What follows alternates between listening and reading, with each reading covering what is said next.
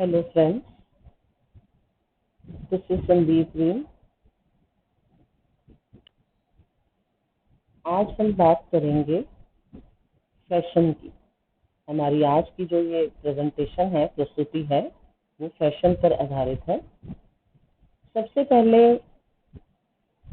देखते हैं कि फैशन है क्या, डेफिनेशन क्या है फैशन की। The style of dressing that is most popular at particular time, or in other words, style that is popular at particular time, especially in culture. कोई भी एक ऐसा स्टाइल ड्रेस में, खाने में, रंग में, हमारे वस्त्रों में, हमारे और इर्द गिर्द रोजमर्रा जिंदगी में आने वाली चीजों का कोई भी स्टाइल जो एक समय पर बहुत ज्यादा पॉपुलर हो जाता है, या फिर यूं कहा जाए कि जो स्टाइल एक पर्टिकुलर समय में एक हाइट तक, एक ऊंचाई तक पहुंचकर सभी में प्रचलित हो जाता है, पॉपुलर हो जाता है, उसे हम फैशन कहते हैं। The way in which fashion changes is described as fashion cycle. अब इस फैशन को बढ़ाने के लिए एक फैशन साइकिल भी बनाई गई है, जिसके जरिए हम ये समझ सकते हैं कि फैशन आता कैसे है और उसका ये जो चक्र है फैशन साइकिल का, ये समाप्त कैसे होता है। Generally, fashion cycle is used to explain the process that a type of fashion goes through. It is the amount of time which takes a fashion trend to emerge, peak and fall out of style. Fashion cycle हमें ये बताती है किस तरीके से कोई भी fashion, कोई भी स्टाइल एकदम आता है, इंट्रोड्यूस होता है, फिर वो एक ऊंचाई पकड़ लेता है, सब में एक तरह से लोकप्रिय हो जाता है और एक गिवन टाइम में एक पीक पर, एक ऊंचाई तक पहुंचने के बाद वो अचानक गायब हो जाता है। At first, fashion gains acceptance from the consumers, and by changing of time, taste and preferences of the consumers would decrease, and gradually fashion loses the acceptance. Fashion do not always survive from year to year. कोई भी fashion style जब एक बार प्रचलित हो जाता है, सब लोगों में लोकप्रियता ले लेता है, समय के साथ लोगों के अपने स्वाद और अपनी प्रेफरेंस, किस चीज को वो ज्यादा प्रेफर करते हैं, किस चीज को वो ज्यादा पसंद करते हैं, उस पर निर्भर करता है कि वो स्टाइल कितने समय तक टिका रहेगा। और उसके बाद जैसे ही वो टेस्ट, वो स्टाइल का जो प्रभाव है वो कम होने लगता है, तो फैशन जो है वो अपनी एक्सेप्टेंस खो देता है और धीरे धीरे खत्म हो जाता है। Now we start with the steps of fashion cycle, कि इस फैशन चक्र के जो भिन्न स्टेप्स हैं वो क्या है। Fashion acceptance is generally called as fashion cycle.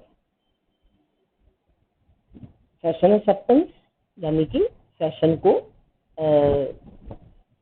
अपनाने वाले जो लोग हैं उनको हम फैशनेबल कहते हैं, और फैशन एक्सेप्टेंस यानी कि फैशन जब अच्छे से लोगों में लोकप्रिय होने लगता है तो वो एक फैशन का चक्र तैयार कर लेता है, जिसकी की विभिन्न स्टेजेस हैं, विभिन्न स्टेप्स हैं जो हम आगे पढ़ेंगे।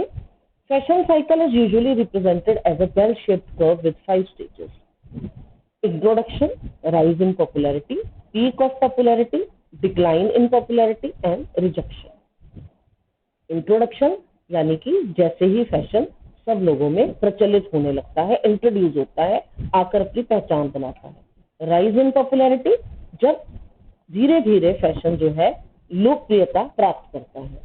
उसके बाद पीक ऑफ पॉपुलैरिटी, जब एक पूरी बड़ी ऊंचाई तक, या यूं कहा जाए कि उस ऊंचाई के ऊपर आगे कुछ भी ना हो, उस ऊंचाई तक सबसे ऊपर जब वो फैशन पहुंच जाए तो उसे पीक ऑफ पॉपुलैरिटी कहते हैं।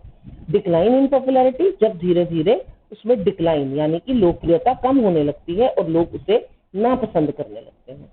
और आखिर में आती है रिजेक्शन, जब लोग उसे रिजेक्ट कर देते हैं, अपनाना छोड़ देते हैं। इस ग्राफ के जरिए हम देख रहे हैं कि इस फैशन साइकिल के जो बेल शेप कर्व के जरिए स्टेप्स दर्शाए गए हैं। इंट्रोडक्टरी फेज में स्टाइल इज इंट्रोड्यूस, अभी नया नया स्टाइल आया ही है। एक्सेप्टेंस फेज में पीक ऑफ पॉपुलैरिटी है, पीक ऑफ पॉपुलैरिटी सबसे ज्यादा ऊंचाई पर फैशन पहुंच चुका है।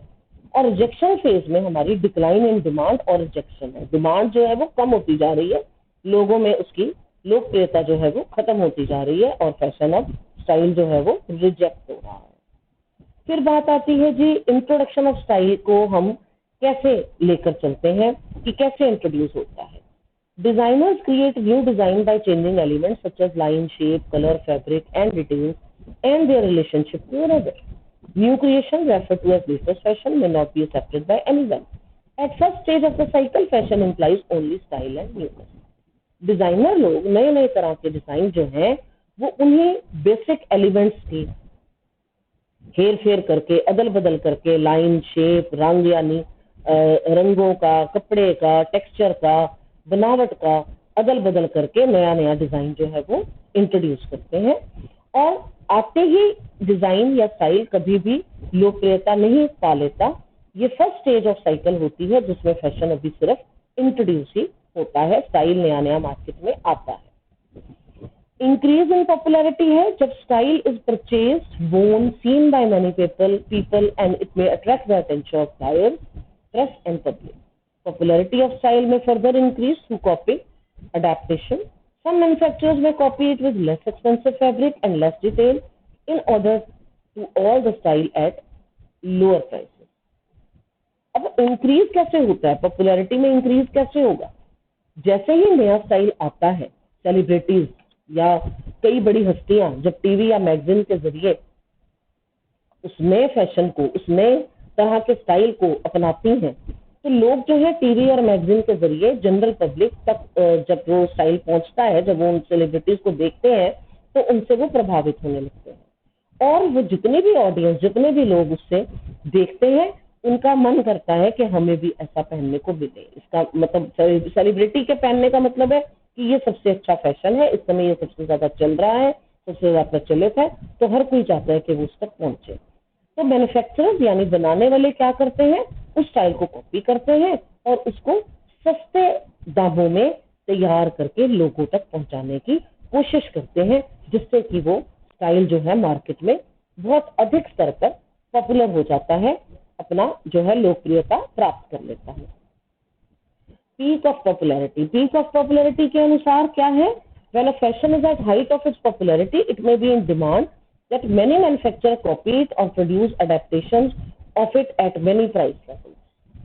मैन्युफैक्चरर क्या करते हैं कि अब जो है फैशन वो पूरी हाइट पर पहुंच चुका है और लोगों में वो बहुत ज्यादा डिमांड में है, उसकी बहुत ज्यादा मांग है मार्केट में, तो मैन्युफैक्चरर उसको अलग अलग तरह से, अलग अलग रेट्स पे, अलग अलग लेवल्स पे उसको अधिक मात्रा में बनाने लगते हैं ताकि वो मैक्सिमम लोगों तक पहुंच सके और कोई भी कस्टमर उससे वंचित ना रहे, हर एक को वो हर दाम में, हर हाल में पहुंच सके। Therefore, volume manufacturers carefully study sales trend because their customers want clothes that are in mainstream of the fashion. तो उनकी उस जरूरत को पूरा करने के लिए मैन्युफैक्चरर जो है वो उसे हर हाल तक बनाने की तैयारी कर लेता है। Decline in popularity. Eventually, so many copies are mass produced that fashion conscious people tire of the style and begin to look for something new. अब ये फैशन इतना ज्यादा पीक पर आ जाता है, हर तरह का व्यक्ति उसे अपना लेता है, जिसकी वजह से वो जो स्टाइल है वो अपनी खूबसूरती खोने लगता है। Retail stores put such declining styles on sale racks hoping to make room for new merchandise. अब स्टोर्स वाले क्या करते हैं, ब्रांडेड शोरूम्स में क्या होता है, अक्सर हर स्टाइल खत्म होते होते एक मौसम में आकर उसकी सेल लगा दी जाती है, आधे दामों पर उसे बेचा जाता है ताकि वो वाला स्टॉक भी उनका खराब ना जाए, वेस्ट ना जाए, और इस उम्मीद के साथ कि कुछ नया आएगा तो वो उसको पूरे दामों पर दोबारा से एक बार फिर एक नए फैशन के जरिए लोगों तक पहुंचाएंगे। Rejection of a style in the last phase of fashion cycle, some consumers have already turn to new looks, thus beginning a new cycle. The rejection or discarding a style is just because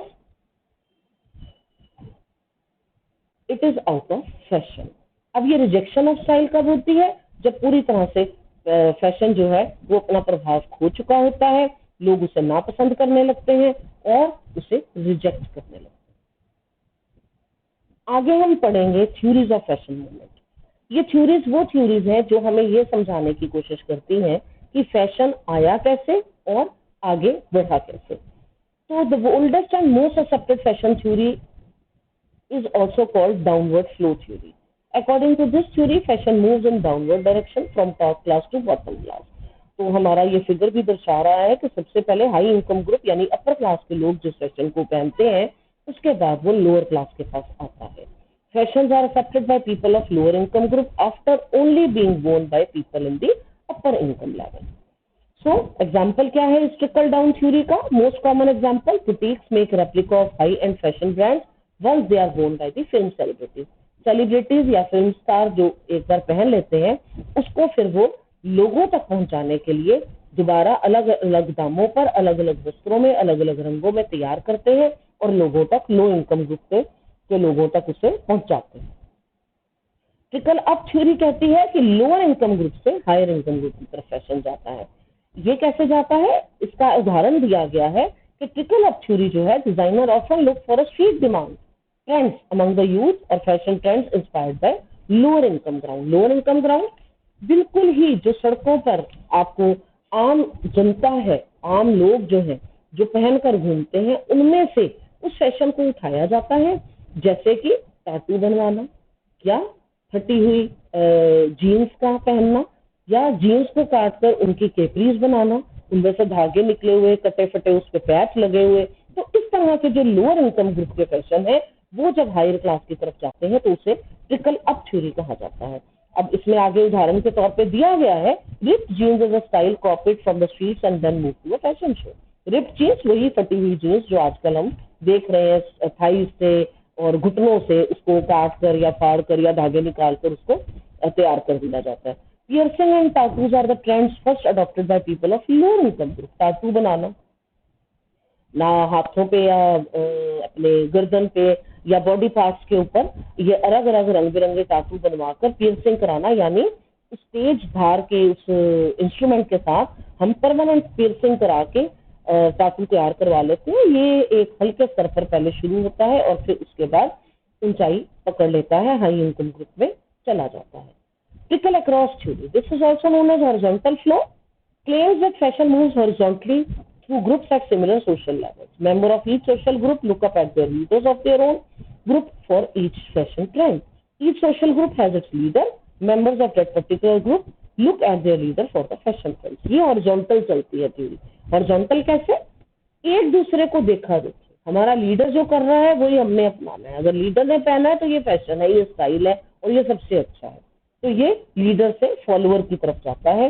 इसमें income group का role थोड़ा सा कम हो जाता है, क्योंकि leader को follow करने के लिए फॉलोअर्स कुछ भी करते हैं। फिर बात आती है हमारे पास factors affecting and retarding fashion. Factors वो वाले फैक्टर जो फैशन को बढ़ाते और कम करते हैं, जिन पर फैशन का बढ़ना और उतरना निर्भर करता है। सबसे पहले है सोशल फैक्टर। सोशल फैक्टर है place where the person lives, urban or rural. Depending on the area and place where a person lives, the pattern, shape, style of clothes changes in urban areas because of very close cultural interaction between the various sections of the people. व्यक्ति कहाँ रहता है, कैसे इलाके में रहता है, कहाँ से आ रहा है, विलेज पर्सन है या शहर में रहने वाला है, ये डिपेंड करता है उसकी सिलेक्शन ऑफ फैशन। गांव में रहने वाला सादे वस्त्र अपनाएगा, सादगी से रहना पसंद करेगा, और शहर का जो होगा वो थोड़ा सा ज्यादा एकदम से नए आए हुए स्टाइल को अपनाने की कोशिश करेगा। कल्चरल बैकग्राउंड एक दूसरा फैक्टर है, social factor. Influence on selection of clothing is cultural background of a person, upbringing of a person.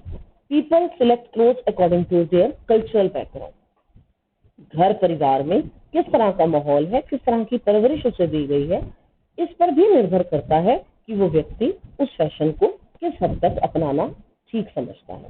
Gender, modern society not believe in gender biases and strongly oppose this, but we all are still comfortable in maintaining difference in male and female, therefore there is difference in clothing style of male and female. Gender मतलब आजकल क्या है कि pant या shirt पहनना या coat pant पहनना, जो भी मेल्स की ड्रेसेस है वो फीमेल्स भी अपना रही हैं, तो उसमें बहुत ज्यादा अधिक जो है अंतर नहीं रहा और ना ही उस अंतर को बहुत ज्यादा ध्यान में रखा जाता है। तो जेंडर इतना बड़ा पॉइंट नहीं रहा, लेकिन ये एक ऐसा सोशल फैक्टर है जिसको हम आज की डेट में भी अपनाते हैं और फॉलो करते हैं। उसी के जरिए तय किया जाता है कि हमें किस तरह का स्टाइल अपनाना है और किस तरह का नहीं। Then we have occupation. Occupation, हम व्यक्ति करता क्या है, कोई पढ़ाने जा रहा है, एक साधारण लेमैन है, कोई नौकरी करता है, कोई टीचर है, कोई डॉक्टर है, तो उसके ऑक्यूपेशन पे, उसके अपने काम पे, उसके अपने प्रोफेशन पे निर्भर करता है कि वो उस फैशन को किस हद तक अपनाएगा। एक टीचर को एक टीचर जैसे ही वस्त्र पहनकर क्लास में जाना अच्छा लगेगा। डॉक्टर अपने सफेद कोट को जब तक ऊपर नहीं पहनेगा तो तब तक वो डॉक्टर की पहचान नहीं पाएगा। पुलिसमैन को आप उसकी वर्दी में नहीं देखेंगे तो नहीं जान पाएंगे कि वो पुलिस का जो है कर्मचारी है। फिर बात आती है ओकेजन की। ओकेजन किस तरह का माहौल है। Generally human select clothing depending on the occasion, formal wear, casual wear. हम ऑफिस में जाएंगे तो उसके मुताबिक कपड़े पहनेंगे, ब्याह शादी में जाएंगे तो उसके मुताबिक चुनेंगे, और जनरली घर पे बैठे हैं तो हम उसी मुताबिक कैजुअल कपड़े पहनेंगे। आखिर में बात आती है सोशल स्टेटस की। सोशल स्टेटस बहुत इंपॉर्टेंट फैक्टर है। डिपेंड करता है कि हमारा सोसाइटी में स्टेटस क्या है। एक बहुत ही रिच पर्सन, बहुत ही अमीर व्यक्ति जो होगा, वो अपने स्टेटस के मुताबिक हर समय उस तरीके से ही ड्रेसअप हुआ रहेगा, और एक नॉर्मल मिडिल इनकम ग्रुप का जो व्यक्ति होगा उसका अपना एक स्टेटस है, अपनी एक ऑक्यूपेशन के साथ जुड़ा हुआ, अपने प्रोफेशन के साथ जुड़ा हुआ, सोसाइटी में रहते हुए उस सोशल स्टेटस में उसने जो जो अर्न किया है उसको ध्यान में रखते हुए वो अपने कपड़ों का या अपने फैशन को तय करेगा कि उसे क्या अपनाना है और क्या नहीं अपनाना। So next we start with economic factors. In economic factors, the important components are economic condition of the society, economic status of individual, and availability of technology and raw material. तो इकोनॉमिक फैक्टर्स क्या हैं? ये संबंधित है हमारी economic condition से, यानी कि हमारा जो अफोर्डेबिलिटी है वो क्या है, हमारा स्टेटस क्या है इंडिविजुअल का, किसी भी व्यक्ति का क्या स्टेटस है, उसके अनुसार ही वो अपनी जो खरीदारी है या किसी भी तरह का ऐसा कोई भी हम कह सकते हैं कि फैशन आइटम वो तभी अपनाने की सोचेगा यदि उसका स्टेटस उसे अलाउ करता है। अलाउ इन द सेंस हम कहेंगे कि अलाउंस का मतलब है कि उसकी अफोर्डिंग पावर, अफोर्डेबिलिटी यानी कि क्या वो क्षमता रखता है उस खरीदारी को करने की, वो तभी उसे खरीदने की सोचेगा। And availability of technology and raw material. अब कोई भी टेक्नोलॉजी टेक्निक अगर होगा, अगर उस चीज का प्रोविजन है तभी वो उसके बारे में सोचेगा। We know that the pattern of poor and rich people are different. Some people select clothing depend on the affordability and some select clothing to show his economic status. कई बार क्या होता है, कई लोग तो ऐसा सोचते हैं कि हमें अपनी पहले पॉकेट देखनी है कि अलाउ करती है या नहीं, हम तभी उस फैशन को अपनाने की या उस चीज को खरीदने की या उस शौक को पूरा करने की तभी सोचेंगे। लेकिन वी हैव सच पीपल, कुछ लोग ऐसे भी हैं जो सिर्फ अपने उस इकोनॉमिक स्टेटस को, इकोनॉमिक स्टेटस सोसाइटी में उनकी क्या जगह है, उस स्टेटस को ही सिर्फ कायम रखने के लिए वो ऐसा खर्च करने के लिए भी तैयार हो जाते हैं। Then we have environmental factors. In environmental condition like too cold, too hot, raining, chilling wind, etc., we select clothes accordingly. For example, in rainy season, we use raincoats, while in cold, we use warm clothes.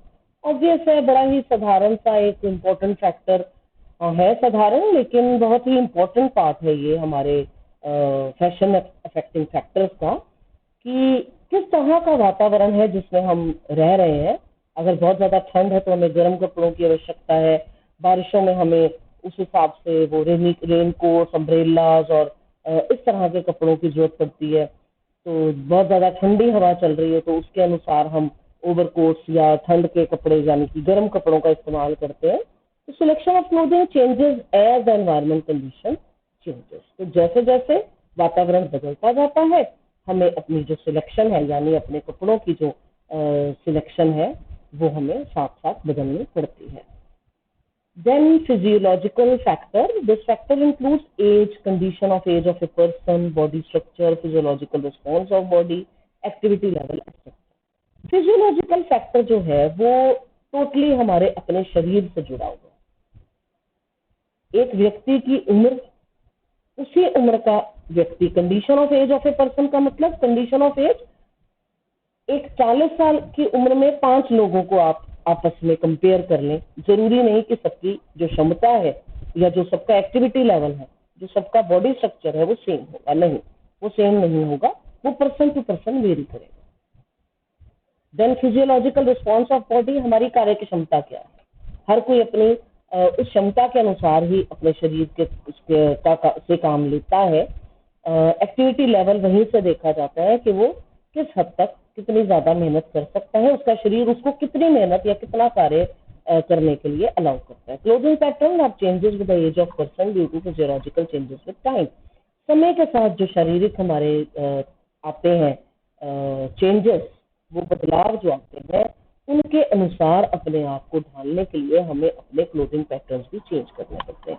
कई बार आपने देखा होगा एक अच्छी मतलब 40-45 plus वाली उम्र की जो लेडीज है या जेंट्स है, उनको कई बार लगता है कि पहले तो हम भी तुम्हारी तरह कॉलेज गोइंग थे, तो तुम्हारी तरह हम बहुत अच्छे से ऐसे ही फिटेड क्लोथ पहनते थे, अब तुम्हें पहना देख के हमें घबराहट होती है कि तुम ये कैसे पहन लेते हो।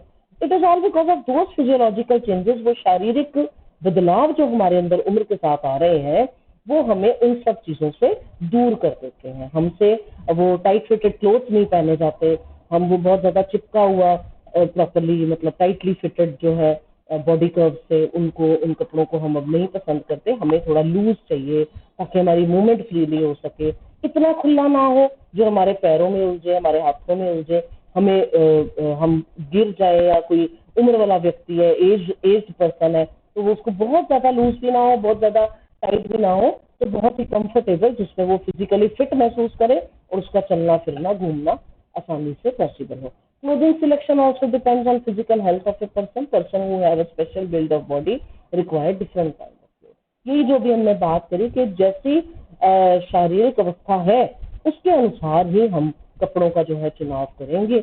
और किसी की अगर कोई प्रॉपर डिसेबिलिटी है या कोई खास वजह है या कोई खास दिक्कत है उसके शरीर में, तो वो उसको मद्देनजर रखते हुए, ध्यान में रखते हुए कपड़ों का चुनाव करेंगे।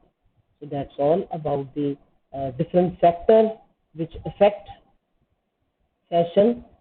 इन्हीं फैक्टर्स के द्वारा हमारा जो फैशन एक्टिविटी है या फैशन पॉलिसी है वो बढ़ती और कम होती है, और इन्हीं पर निर्भर करती है कि किस प्रकार हम अपने कपड़ों का चुनाव इन फैक्टर्स को ध्यान में रखते हुए कर सकते हैं। इन फैक्टर्स के जरिए ही फैशन जो है वो बढ़ भी जाता है और कम भी हो जाता है। So this was all about the factors of fashion. That's all. Thank you.